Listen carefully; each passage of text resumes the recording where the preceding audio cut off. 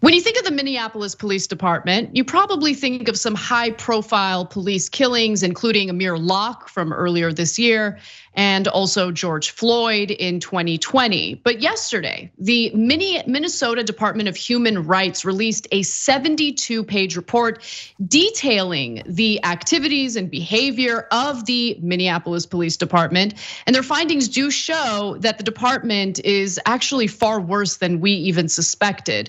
So here are the report's main conclusions. After completing a comprehensive investigation, the Minnesota Department of Human Rights finds there is probable cause that the city and Minneapolis Police Department engage in a pattern or practice of race discrimination in violation of the Minnesota Human Rights Act.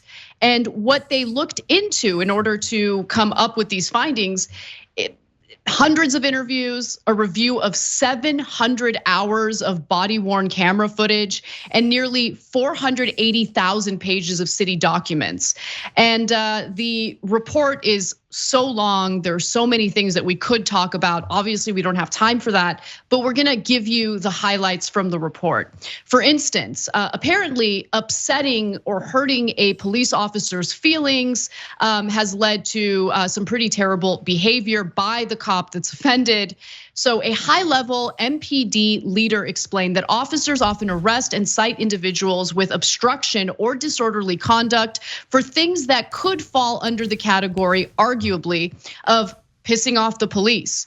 Community members and public defenders also consistently reported that MPD officers commonly issue one of these two citations when officers are annoyed or displeased with a community member's reaction or response to a police officer's presence.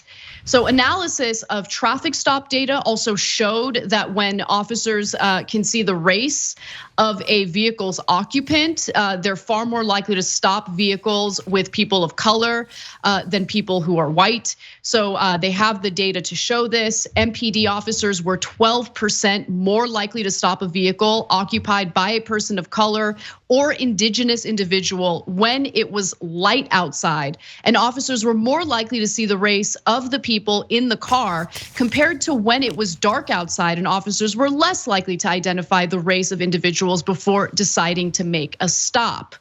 And when it comes to various searches that they do, there's also a disparity regarding race. I can get to that in just a moment, but Cenk, I wanted to give you an opportunity to weigh in.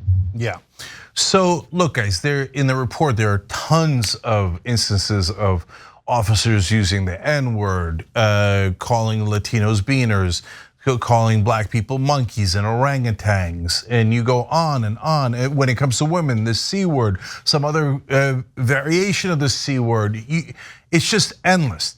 Now, having said that, you don't have to just rely on anecdotes. So look at the number that Anna just read you guys.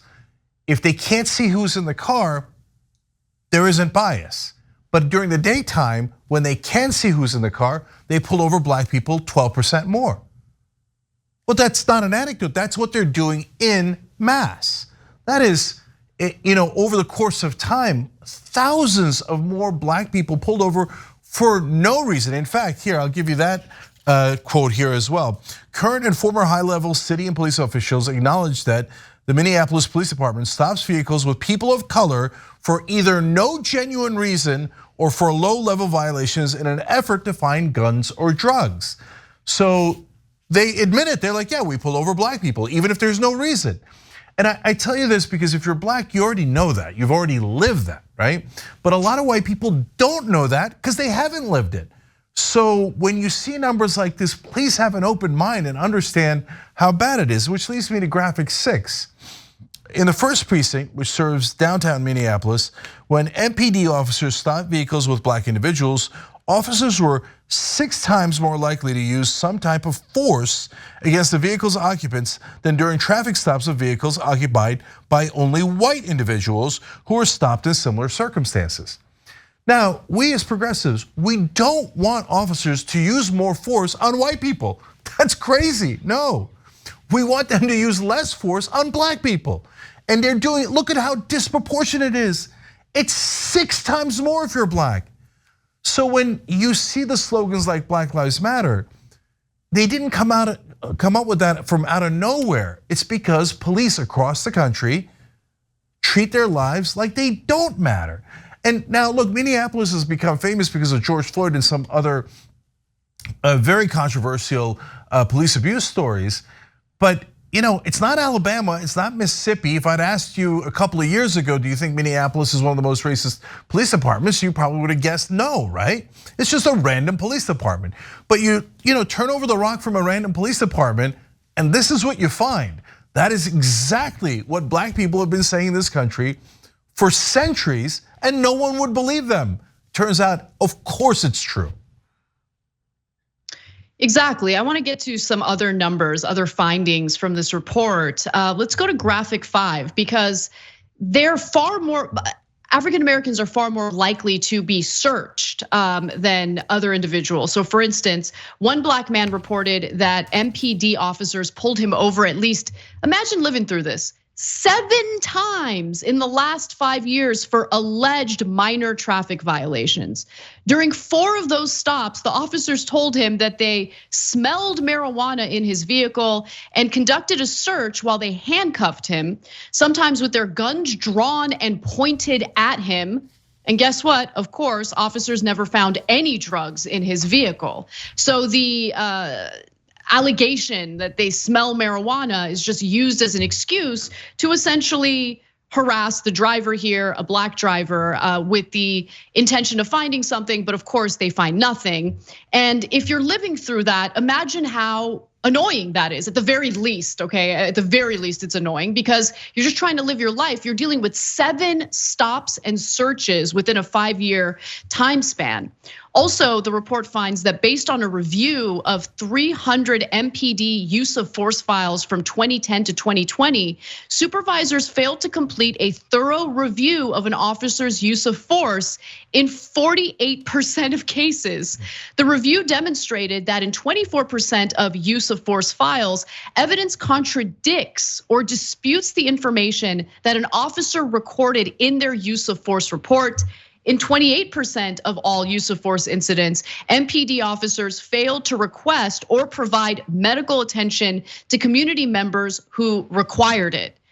And so when we think of what policing is sold to the American people, what it's supposed to be, essentially an agency that's funded through our resources, through our taxpayer money, meant to protect and serve, we have to understand that for some members of the community, that is not what they're getting. They're getting the exact opposite. They're being harassed, they're being unlawfully searched, they're dealing with brutal force when they've done nothing wrong and there's no probable cause to warrant the kind of behavior that they're being met with.